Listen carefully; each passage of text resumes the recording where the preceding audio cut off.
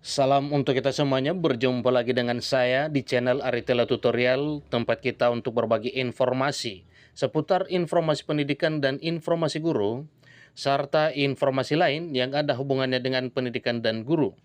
Pada pertemuan ini, saya menyapa Bapak Ibu honorer tanah air yang selalu setia melaksanakan tugas tanpa mengenal lelah. Saya yakin bahwa Bapak Ibu honorer selalu dalam keadaan sehat walafiat.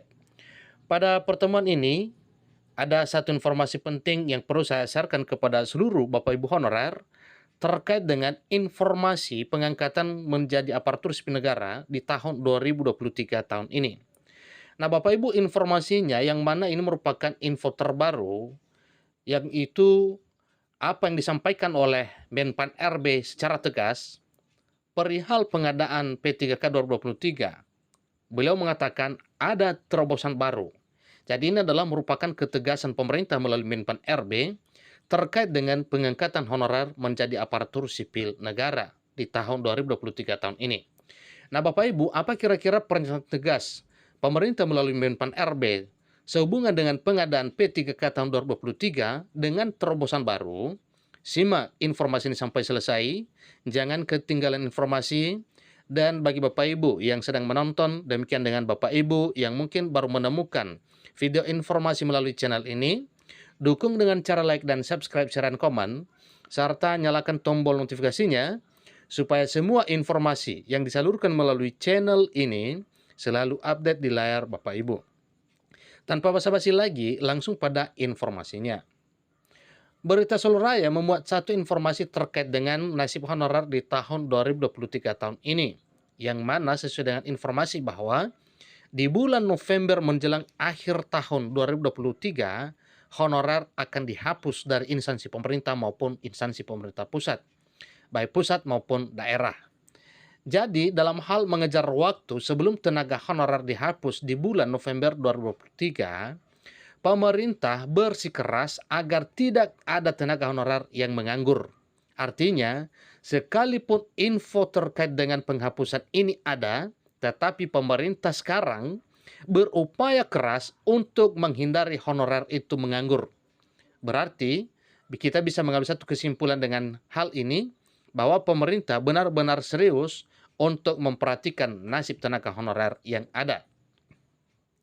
Menpan RB Abdullah Azwar Anas juga telah berkali-kali menyampaikan secara tegas bahwa jutaan tenaga honorer di daerah ini tidak boleh diberhentikan karena secara otomatis akan melumpuhkan pelayanan publik. Ingat Bapak Ibu ya, pemerintah sendiri menyadari yang disampaikan oleh Menpan RB bahwa honorer tidak boleh di-PHK, tidak boleh dipecat, karena memang dengan dilakukannya PHK atau penghapusan terhadap honorer, maka jelas pelayanan publik secara otomatis akan lumpuh. Maka dengan sendirinya, kita berharap bahwa semua honorer akan diangkat menjadi ASN. Kemudian Menteri Anas akhirnya mendatangi gedung DPR untuk melakukan rapat kerja dengan para anggota Komisi 2 DPR RI untuk mencari saran terbaik dan merumuskan kesepakatan bersama bagi tenaga honorer non-ASN tersebut. Kementerian Pan-RB sebelumnya sudah menyepakati bahwa pengangkatan tenaga honorer ke dalam ASN P3K ini akan menerapkan 4 prinsip yang disebut dengan guiding principle. Nah, kira-kira apa prinsip yang disebut dengan guiding principle ini Bapak Ibu? Itu terus informasinya. 4 prinsip dalam guiding principle adalah menghindari adanya PHK massal. Ini sudah jelas Bapak Ibu ya, karena memang PHK massal bukan solusi penyelesaian honorer, maka harus dihindari. Jangan sampai terdampak pada honorer yang sedang bekerja di instansi pemerintah. Poin yang keduanya yaitu tidak akan mengurangi gaji para tenaga honorer yang sudah diterima selama ini. Bahkan upaya pemerintah supaya kesejahteraan atau gaji honorer yang telah diterima selama ini ditambah ataupun diberdayakan. Seterusnya menghindari pembengkakan anggaran dan akan ditetapkan sesuai dengan regulasi. Itulah 4 prinsip yang disebut dengan guiding principle dalam hal mengatasi atau menyelesaikan persoalan tenaga honorer yang ada. Hal ini kembali ditegaskan oleh Kemenpan RB saat melakukan rapat kerja bersama dengan Komisi 10 bahwa kalau bisa pengangkatan tenaga honorer menjadi ASN tidak akan menentang keempat guiding principle ini. Itulah 4 kunci utama yang disampaikan oleh Menpan RB pada saat rapat bersama dengan Komisi 10 DPR RI. Alex Denny, Deputi SDM Aparatur Kemenpan RB, yang mewakili Menpan RB dalam rapat kerja tersebut, menekankan perihal anggaran yang selalu kena protes oleh Kemenpan RB. Dan berkali-kali dalam diskusi, bahkan setiap diskusi, masih ada perbedaan persepsi dari instansi pusat, Kementerian Keuangan, yang merasa sudah menyediakan anggaran, bahkan sudah diirmak. Tetapi daerah tetap merasa jumlahnya tidak sama dengan yang dibutuhkan. Jelas Alex Denny pada saat pertemuan tersebut.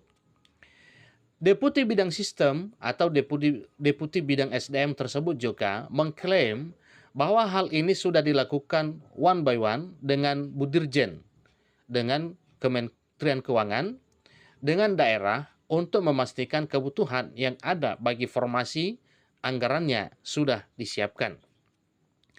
Menurutnya, meskipun sudah diberikan anggaran tambahan seperti bagian DAU atau dana alokasi umum yang ditentukan penggunaannya, terdapat kebutuhan-kebutuhan lain seperti tunjangan khusus di daerahnya masing-masing.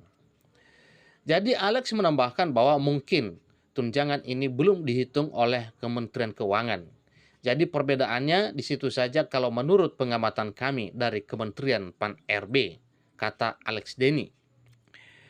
Karena itu, permasalahan-permasalahan ini harus ada terobosannya.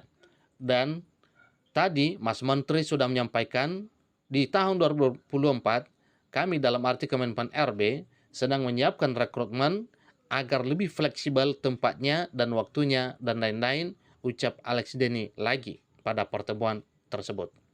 Jadi hal tersebut diusulkan oleh Kemenpan RB karena pemerintah pusat selama ini menyelenggarakan pengadaan ASN setahun sekali dengan rekrutmen yang begitu besar jumlahnya. Deputi Bidang SDM tersebut mengonfirmasi jika rekrutmen ASN ini memang menjadi salah satu agenda Kemenpan RB saat ini, dan mereka juga sedang mengerjakan peraturan pemerintah terkait dengan ASN terbaru. Alex Denny kemudian melanjutkan. Pertama, peraturan pemerintah atau PP Manajemen ASN yang mudah-mudahan itu bisa menyederhanakan banyak hal dalam konteks manajemen ASN, mulai dari rekrutmen sama reward system performance, manajemen, talenta, dan lain-lain. Untuk menuntaskan tenaga honorer di daerah, pemerintah pusat melakukan rekrutmen P3K yang diprioritaskan bagi bidang pendidikan dan bidang kesehatan.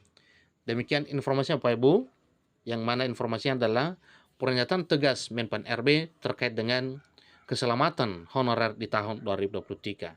Sampai ketemu pada informasi berikutnya, terima kasih.